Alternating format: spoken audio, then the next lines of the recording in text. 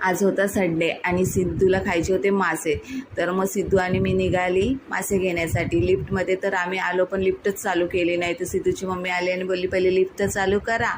आणि बिल्डिंगच्या जवळच एक मावशी येतात मच्छी घेऊन, त्यांच्याकडे आम्ही गेलो. त्याही निघाल्या होत्या घरी जाण्यासाठी, पण त्यांच्याकडे आम्हाला बोंबील आणि सिद्धूचे फेवरेट सौंदाले मासे मिळाले. ते घेऊन आम्ही घरी आलो. माझ्या बहिणीने खूप सुंदर असा स्वयंपाक केला. स्वयंपाक केल्यानंतर आम्ही जेवण केलं. जेवण केल्यानंतर आम्हाला निघायचं होतं आणि उद्या होतं रक्षाबंधन. तर आम्ही आदल्या दिवशीच रक्षाबंधन सेलिब्रेशन केलं. आणि इथे बघा परी खूप सुंदररित्या तिची मम्मी ज्या पद्धतीने सांगत होती त्या पद्धतीने ती करत होती आणि खूप सुंदर असं रक्षाबंधन आम्ही साजरं केलं.